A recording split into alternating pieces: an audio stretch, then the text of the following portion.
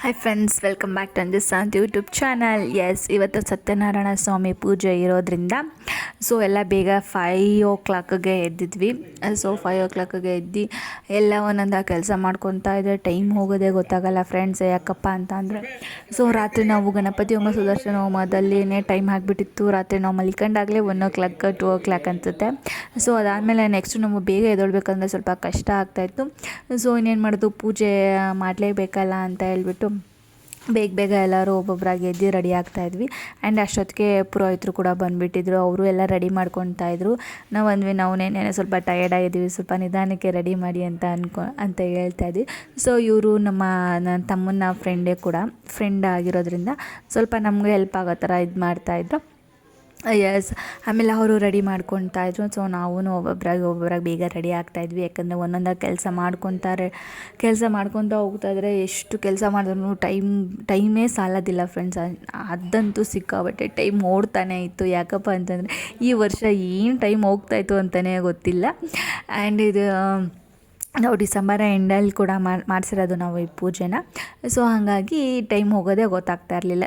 ಅಂದರೆ ನಾನು ಕೂಡ ರೆಡಿ ಆದೆ. ನಮ್ಮ ಮನೆಗೆ ಬಂದು ನಾನು ರೆಡಿ ಆಗಿಬಿಟ್ಟು ನಮ್ಮಮ್ಮನ ಮನೆ ಹತ್ರ ಹೋಗಬೇಕಾಗಿತ್ತು. ಹಾಗಾಗಿ ನಮ್ಮ ಅಕ್ಕನ ಮನೆಗೆ ಹೋಗಿಬಿಟ್ಟು ನಾನು ನಮ್ಮ ಅಕ್ಕನ ಮಗಳನ್ನ ಕರ್ಕೊಂಡು ನಾವು ನಮ್ಮ ಅಮ್ಮ ಮನೆ ಹತ್ರ ಹೋಗ್ತೀವಿ. ಯಾಕಪ್ಪ ಅಂದರೆ ಅವಳು ದೊಡ್ಡವಳಾಗಿದ್ದರಿಂದ ಬೈಕಲ್ಲೆಲ್ಲ ಕರ್ಕೊಂಡು ಹೋದರೆ ಚೆನ್ನಾಗಿರಲ್ಲ ಅಂತ ಹೇಳ್ಬಿಟ್ಟು ಕಾರಲ್ಲಿ ಅಲ್ಲಿಂದ ಅಲ್ಲಿಗೆ ಡ್ರಾಪ್ ಆಗಿಸ್ಕೊಂಡ್ವಿ. ನಾವು ಅಲ್ಲಿಗೆ ಹೋಗೋಷ್ಟೊತ್ತಿಗೆ ಆಲ್ರೆಡಿ ಪೂಜೆ ಎಲ್ಲ ಸ್ಟಾರ್ಟ್ ಆಗಿಬಿಟ್ಟಿತ್ತು. ಪೂಜೆ ಮಾಡ್ತಾಯಿದ್ರು. ಆ್ಯಂಡ್ ನಾವು ಹೋಗೋಕ್ಕಲ್ಲಿ ಜಾಗ ಇರಲಿಲ್ಲ ಅಂತ ನಾವು ಈಚೆನೇ ನಿಂತ್ಕೊಂಡಿದ್ದೆವು, ನಾನು ನಮ್ಮ ಅಕ್ಕ. ಆ್ಯಂಡ್ ಈಚೆ ನಿಂತ್ಕೊಂಡ್ರೆ ನಾನು ವೀಡಿಯೋ ಮಾಡಿಕೊಂಡೆ. ದೇವರು ಎಷ್ಟು ಚೆನ್ನಾಗಿ ಕಾಣಿಸ್ತಾ ಇದ್ದಾರೆ ಅಲ್ವಾ ಫ್ರೆಂಡ್ಸ್. ಆ ದೇವ್ರ ಅಲಂಕಾರ ನೋಡೋದೇ ಒಂದು ಚೆಂದ. ಅಂಥದ್ರಲ್ಲಿ ಸತ್ಯನಾರಾಯಣ ಸ್ವಾಮಿ ಕಥೆ ಕೇಳೋದಂತೂ ಇನ್ನೂ ಚೆಂದ. 5 ಅಧ್ಯಾಯನ ಕೇಳಲೇಬೇಕು ಕಂಪಲ್ಸರಿ. ಕೇಳೋರು ಕುತ್ಕೊಂಡವರು 5 ಅಧ್ಯಾಯ ಮುಗಿಯೋ ಗಂಟೆ ಎದ್ದೋಳಂಗಿಲ್ಲ. 5 ಅಧ್ಯಾಯ ಕೇಳಲೇಬೇಕು. ಆ್ಯಂಡ್ ನಾವು ಲೇಟಾಗಿ ಬಂದಿರೋ ಕಾರಣ ನಾವು ಈಚೆನೇ ನಿಂತ್ಕೊಂಡಿದ್ವಿ. ಪೂಜೆ ಎಲ್ಲ ಮುಗೀತು. ಪೂಜೆ ಎಲ್ಲ ಮುಗಿದಾದ್ಮೇಲೆ ಎಲ್ಲರೂ ನೆಂಟರೆಲ್ಲ ಬಂದಿದ್ರಲ್ಲ, ಅವ್ರನ್ನೆಲ್ಲ ಮಾತಾಡ್ಸ್ಕೊಂಡು ನಿಂತಿದ್ವಿ. ಆ್ಯಂಡ್ ಯಾಕಪ್ಪ ಅಂದರೆ ಫಂಕ್ಷನ್ಗಳಲ್ಲೇ ನಾವು ನೆಂಟರುಗಳ್ನೆಲ್ಲ ಮಾತಾಡ್ಸೋದು, ಅಟೆಂಡ್ ಮಾಡೋದು, ನಾವು ಎಲ್ಲನೂ ಇಂಥ ಟೈಮಲ್ಲೇ ಎಲ್ಲನೂ ಸಿಗೋದಲ್ಲ ಫ್ರೆಂಡ್ಸ್. ಖುಷಿಯಾಗಲಿ, ನಗು ಆಗಲಿ ತುಂಬ ಚೆನ್ನಾಗಿರುತ್ತೆ. ಫ್ರೆಂಡ್ಸ್ಗಳ್ನ, ರಿಲೇಟಿವ್ಸ್ಗಳ್ನ ಎಲ್ಲರನ್ನೂ ಸಿಗ್ತಾರೆ. ಎಲ್ಲರ ಜೊತೆ ಮಾತಾಡಿಕೊಂಡು ಎಂಜಾಯ್ ಮಾಡಿಕೊಂಡು ಈ ಥರ ಫಂಕ್ಷನ್ಗಳಲ್ಲೇ ಮಾತ್ರ ಸಿಗೋಕ್ಕೆ ಸಾಧ್ಯ. ಯಾಕೆಂದರೆ ನಾರ್ಮಲ್ ಡೇಸಲ್ಲೆಲ್ಲ ನಾವು ಅವ್ರ ಮನೆಗೆ ಹೋಗಲ್ಲ, ಅವ್ರು ನಮ್ಮ ಮನೆಗೆ ಬರೋಲ್ಲ. ಎಲ್ಲರದು ಅವ್ರವ್ರ ಕೆಲಸದಲ್ಲಿ ಬ್ಯುಸಿಯಾಗಿರ್ತಾರೆ. ಹಾಗಾಗಿ ಎಲ್ಲರನ್ನೂ ಮಾತಾಡ್ಸೋದೇ ಟೈಮ್ ಸ್ಪೆಂಡ್ ಆಗೋಗ್ಬಿಡುತ್ತೆ. ಆ್ಯಂಡ್ ನೆಕ್ಸ್ಟು ಊಟದ ಹತ್ರ ಹೋಗೋಣ ಅಂತ ಬಂದ್ವಿ. ಇನ್ನು ಊಟ ಮಾಡ್ತಾಯಿದ್ರು. ಆ್ಯಂಡ್ ಪಾಪ ಗಂಡು ಮಕ್ಳಿಗಂತೂ ಇದೊಂದು ಹಿಂಸೆ. ಊಟ ಬಡಿಸೋದು, ಎತ್ತೋದು, ಮಾಡೋದು ಅವ್ರಿಗೊಂಥರ ರಿಸ್ಕು. ನಮಗೆ ಒಂಥರ ರಿಸ್ಕ್ ಅಂತಂದರೆ ಅವ್ರಿಗೆ ಇನ್ನೂ ರಿಸ್ಕು. ಆ್ಯಂಡ್ ಎಲ್ಲರೂ ಊಟ ಬಡಿಸ್ತಾಯಿದ್ರು. ನನ್ನ ತಮ್ಮದಿರು, ನಮ್ಮ ಭಾವ, ಆಮೇಲೆ ನನ್ನ ಗಂಡ, ಇನ್ನು ನಮ್ಮ ಅಣ್ಣದಿರು ಎಲ್ಲರೂ ಇದ್ದರು. ಎಲ್ಲರೂ ಊಟ ಬಡಿಸೋ ಪಾಪ ಎಲ್ಲ ಹೆಲ್ಪ್ ಮಾಡ್ತಾಯಿದ್ರು ಎಲ್ಲರೂ. ಅವ್ರು ಹೆಲ್ಪ್ ಮಾಡ್ತಾಯಿರಲಿ. ಇನ್ನು ನಾವು ಲೇಡೀಸ್ ಗುಂಪಿದೆಯಲ್ಲ, ಅದು ಹೇಗೆ ಅಂತ ನಿಮ್ಗೆ ಗೊತ್ತೇ ಇರುತ್ತೆ. ಚೆನ್ನಾಗಿ ರೆಡಿ ಆಗೋದು, ರೀಲ್ಸ್ ಮಾಡೋದು, ವೀಡಿಯೋ ಮಾಡ್ಕೊಳ್ಳೋದು, ಇದು ಇನ್ನು ಕಾಮನ್ ಆಗಿ ಹೆಣ್ಣು ಮಕ್ಳದ್ದು ಇದೊಂದು ನಮ್ಮ ಜನ್ಮಸಿದ್ಧ ಹಕ್ಕು. ನಾವು ರೀಲ್ಸ್ ಮಾಡೋದು, ರೆಡಿ ಆಗೋದು, ಇವೆಲ್ಲ ಒಂಥರ ಹೆಣ್ಮಕ್ಳ ಹಕ್ಕು ಅಂತ ಹೇಳ್ತೀನಿ ನಾನು. ಆ್ಯಂಡ್ ಇವಳು ನನ್ನ ಸೊಸೆ, ನಿಮ್ಗೆ ಗೊತ್ತಿರ್ಬೋದು, ನನ್ನ ತಮ್ಮನ ಮಗಳು. ಇವಳಂತೂ ಯಾರ ಹತ್ರನೂ ಬರೋದಿಲ್ಲ, ಅವ್ರ ಅಮ್ಮನ ಹತ್ರನೇ ಇರಬೇಕು. ಹಂಗಾಗಿ ಅವಳನ್ನ ನಾವು ಮಾತಾಡ್ಸೋಕ್ಕೇ ಹೋಗೋದಿಲ್ಲ. ಮಾತಾಡಿದ್ರೆ ದೂರದಿಂದನೇ ಮಾತಾಡಬೇಕು ಇವಳ ಹತ್ರ. ಆ್ಯಂಡ್ ನಮ್ಮಮ್ಮ ನೋಡಿ ಎಷ್ಟು ಚೆನ್ನಾಗಿ ಕಾಣಿಸ್ತಾ ಇದ್ದಾರೆ. ಆಮೇಲೆ ಇವರು ನಮ್ಮಮ್ಮ, ನಿಮ್ಗೆ ಗೊತ್ತೇ ಇದೆ, ಇವರು ಪೂಜೆ ಕುಂತಿರಲ್ಲ. ಇವರು ಸ್ವಲ್ಪ ಮೇಕಪ್ ಜಾಸ್ತಿ ಮಾಡ್ಕೊಂಡಿದ್ರು. ಒಂದು ಸ್ವಲ್ಪ ಲೈಟಾಗಿ ಮೇಕಪ್ ಮಾಡ್ಕೊಂಡಿದ್ವಿ. ಮೇಕಪ್ ಅಂತ ವಿಷಯದಲ್ಲಿ ಬಂದರೆ ನಾನು ಜಾಸ್ತಿ ಮೇಕಪ್ ಮಾಡ್ಕೊಳ್ಳೋಕ್ಕೆ ಹೋಗಲ್ಲ. ಕೆಲವೊಂದು ಸಲ ಮಾತ್ರ ಮಾಡ್ಕೊಳ್ಳೋದು. ಆ್ಯಂಡ್ ಜಸ್ಟ್ ಫೌಂಡೇಶನ್, ಕಾಂಪ್ಯಾಕ್ಟ್, ಇದ್ರೆ ಕಾಜಲ್, ಲಿಪ್ಸ್ಟಿಕ್ ಇಷ್ಟೇ ನನ್ನ ಮೇಕಪ್. ನಾನು ಜಾಸ್ತಿ ಮೇಕಪ್ ಮಾಡ್ಕೊಳ್ಳೋಕೆ ಹೋಗೋದಿಲ್ಲ.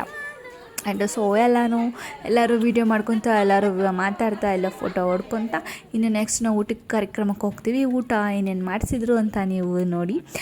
ನಾನು ಕೆಲವೊಂದು ಕಡೆ ನಾನು ವೀಡಿಯೋ ಮಾಡ್ಕೊಳ್ಳಲ್ಲ. ಯಾಕಪ್ಪ ಅಂದರೆ ನಾನು ಊಟ ತಿನ್ನೋದ್ರಲ್ಲಿ ಸ್ವಲ್ಪ ಬ್ಯುಸಿಯಾಗಿ ಹೋಗ್ಬಿಡ್ತೀನಿ. ಹಂಗಾಗಿ ನಾನು ಊಟದ್ದು ವೀಡಿಯೋ ನಾನು ಜಾಸ್ತಿ ಎಲ್ಲೂ ಮಾಡೋಕ್ಕೆ ಹೋಗಲ್ಲ. ಎಲ್ಲರೂ ಮಾಡ್ಕೊಬೇಕಂದ್ರೆ ರೇರಾಗಿ ಮಾಡ್ಕೊತೀನಿ ಅಷ್ಟೇ. ಅದು ಬಿಟ್ಟರೆ ಬೇರೆ ನಾನು ಊಟ ಮಾಡೋಕ್ಕೆ ಹೋಗಲ್ಲ. ಯಾಕಂದರೆ ನಾನು ಊಟ ತಿನ್ನೋದ್ರಲ್ಲಿ ನಾನು ತುಂಬ ಅನುಭವಿಸ್ಕೊಂಡು ಊಟ ತಿನ್ನೋದ್ರಿಂದ ನಾನು ಊಟದ ವೀಡಿಯೋ ಜಾಸ್ತಿ ಎಲ್ಲೂ ಹಾಕೋಲ್ಲ, ವೀಡಿಯೋ ಮಾಡ್ಕೊಳ್ಳೋಕ್ಕೂ ಹೋಗಲ್ಲ.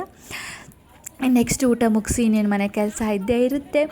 ಇನ್ನು ಎಲ್ಲರೂ ಕ್ಲೀನ್ ಮಾಡಿಬಿಟ್ಟು ನಾವು ಫುಲ್ ಟಯರ್ಡ್ ಆಗಿರೋದ್ರಿಂದ ನಾನು ವೀಡಿಯೋನ ಇಲ್ಲಿಗೆ ನಾನು ಸ್ಕಿಪ್ ಮಾಡ್ಕೋತೀನಿ. ಯಾಕಪ್ಪ ಅಂತಂದರೆ ತುಂಬಾ ಕೆಲಸ ಇರುತ್ತೆ. ಇನ್ನು ನೆಕ್ಸ್ಟು ನಿಮಗೆ ನಾನು ಮಾರ್ನಿಂಗ್ ವೀಡಿಯೋನ ನಿಮಗೆ ಹೇಳ್ತೀನಿ. ಇವತ್ತು ಸಂಡೇ ಆಗಿರೋದ್ರಿಂದ ಇಲ್ಲಿಗೆ ವೀಡಿಯೋನ ಇದನ್ನು ಮುಗಿಸ್ತಾ ಇದ್ದೀನಿ. ಇನ್ನು ನೆಕ್ಸ್ಟು ನಮ್ಮ ಮಾರ್ನಿಂಗ್ ವೀಡಿಯೋಗೆ ಹೋಗೋಣ.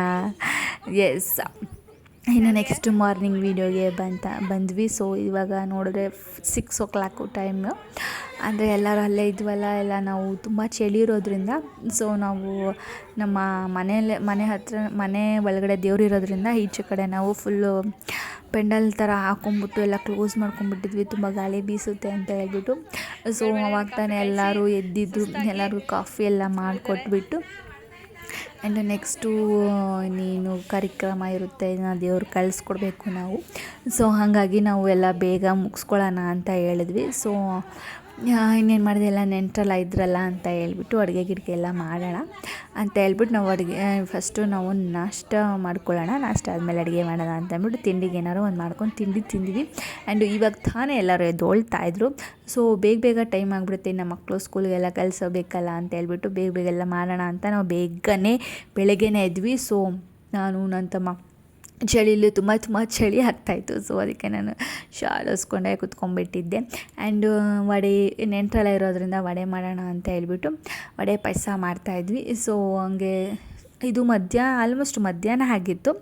ಸೊ ಆವತ್ತಿನ ದಿನ ವಡೆ ಮಾಡಿ ತಿಂದು ಮುಗಿಸ್ಕೊಂಡಾದ್ಮೇಲೆ ಇನ್ನು ನೆಕ್ಸ್ಟು ಎಲ್ಲ ಮಾತುಕತೆ ಎಲ್ಲ ಮಾತಾಡ್ಕೊತ ಕೂತಿದ್ರು. ನಂದಂತೂ ಬರೀ ಅಡುಗೆ ಕೆಲಸನೇ ಫ್ರೆಂಡ್ಸ್. ಅಡುಗೆ ಮಾಡಿ ಬೇಜಾರಾಗ್ಬಿಡುತ್ತೆ. ಸೊ ನನ್ನ ತಂಗಿ ಮತ್ತೆ ಹೆಲ್ಪಿಗೆ ಬರ್ತಾಳೆ, ಅವಳ ಜೊತೆ ಕೂತ್ಕೊಂಡು ಹೆಲ್ಪ್ ಮಾಡಿಕೊಂಡು ಹೋಗ್ತೀನಿ. ಸೊ ಹೊಡೆದೆಲ್ಲ ಮುಗಿಸಾದ್ಮೇಲೆ ಇನ್ನು ನಾವು ನೆಕ್ಸ್ಟು ವಡೆನೇ ಸುಟ್ಕೊಳ್ತಾ ಕೂತ್ಕೊಂಡಿದ್ವಿ. ಆಮೇಲೆ ನಮ್ಮ ಆಂಟಿ ಅವರೆಲ್ಲ ಊರಿಗೆ ಹೊರಡ್ತಾಯಿದ್ರು. ಸೊ ಅವ್ರನ್ನೆಲ್ಲ ಊರಿನ ಕಳಿಸ್ಕೊಟ್ಬಿಟ್ಟು ಇನ್ನು ನೆಕ್ಸ್ಟು ಹುಡುಗ ಬಂತು. ಹುಡುಗನ ಹೆಸರು ಭರತ್ ಅಂತ ಹೇಳ್ಬಿಟ್ಟು ಪೂಜೆ ಮಾಡೋರು. ಸೊ ಅವ್ರು ಬಂದರು. ಅವ್ರು ಬರೋಷ್ಟೊತ್ತಿಗೆ ನಾವೆಲ್ಲ ಸ್ನಾನ ಎಲ್ಲ ಮಾಡಿಕೊಂಡು ರೆಡಿಯಾಗಿದ್ವಿ. ಯಾಕಪ್ಪ ಅಂತಂದರೆ ದೇವ್ರನ್ನ ತೊಗೊಂಡೋಗ್ತಿದ್ರಲ್ಲ, ಸ್ವಲ್ಪ ಬೇಜಾರಾಗ್ತಿತ್ತು. ಸೊ ತಿಂಡಿಗೆ ಚಿತ್ರಾನ್ನ ಮಾಡಿದ್ವಿ ಆ್ಯಂಡ್ ನೈವೇದ್ಯಕ್ಕೆ ಪೊಂಗಲ್ ಮಾಡಿದ್ವಿ. ಸಿಹಿ ಪೊಂಗಲ್ ಮಾಡಿಬಿಟ್ಟು ಅವನ್ನೆಲ್ಲ ಪೂಜೆ ಎಲ್ಲ ಮಾಡಿಬಿಟ್ಟು ಪೊಂಗಲ್ ಇಟ್ಟು ಪೂಜೆ ಎಲ್ಲ ಮಾಡಿ ಅವನು ದೇವ್ರನ್ನ ಎಲ್ಲ ಇದು ಮಾಡ್ತಾನೆ. ಸೊ ಅದು ನೋಡುವಾಗ ಸ್ವಲ್ಪ ಬೇಜಾರಾಗುತ್ತೆ. ಇಷ್ಟು ಚೆನ್ನಾಗಿ ಅಲಂಕಾರ ಮಾಡಿಬಿಟ್ಟು ದೇವ್ರನ್ನ ತೆಗಿಬೇಕಂತ ಅಂದರೆ ಸ್ವಲ್ಪ ಮನಸ್ಸಿಗೆ ಬೇಜಾರಾಗುತ್ತೆ. ಆ್ಯಂಡ್ ಎನಿವೇಸ್ ನಾವು ದೇವ್ರು ಕಳಿಸ್ಕೊಡ್ಲೇಬೇಕಲ್ವ, ಹಾಗಾಗಿ ನಾವು ಇನ್ನೇನು ಮಾಡೋಕ್ಕಾಗಲ್ಲ, ಬೇಜಾರು ಮಾಡ್ಕೊಳ್ಳೋದು ಬೇಡ. ನೆಕ್ಸ್ಟ್ ಇಯರ್ ಮಾಡ್ಕೊಳ್ಳೋಣ ಅಂತೇಳಿ ನಾನು ಈ ಸಲ ಕಲಿಸ್ಕೊಡ್ತಾಯಿದ್ವಿ. ಸೊ ಈ 3 ದೇವ್ರಿಗೂ ನಾವು ಪೂಜೆ ಮಾಡಿಬಿಟ್ಟು ಸೊ ಇಬ್ರಿಗೂ ಪದ್ಮಾವತಿ ಮತ್ತು ಲಕ್ಷ್ಮೀ ದೇವಿಗೆ ಮೊಡ್ಲಕ್ಕಿ ಕೊಡಬೇಕು ಅಂತ ಹೇಳಿದರು. ಸೊ ಸೀರೆ ಎಲ್ಲ ತೊಗೊಂಡು ಬಂದು ಮೊಡ್ಲಕ್ಕಿ ಕೊಡ್ತೀವಿ.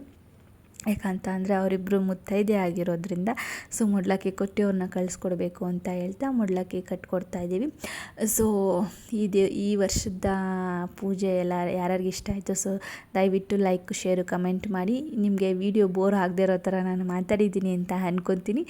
ಯಾರ್ಯಾರು ಫಸ್ಟ್ ಟೈಮ್ ನನ್ನ ಚಾನಲ್ ನೋಡ್ತಾಯಿದ್ದೀರಾ ಸೊ ದಯವಿಟ್ಟು ನನ್ನ ಚಾನಲ್ ಸಬ್ಸ್ಕ್ರೈಬ್ ಮಾಡ್ಕೊಳ್ಳಿ. ಇಂದು ವಿಡಿಯೋ ಲೈಕ್, ಶೇರ್, ಕಮೆಂಟ್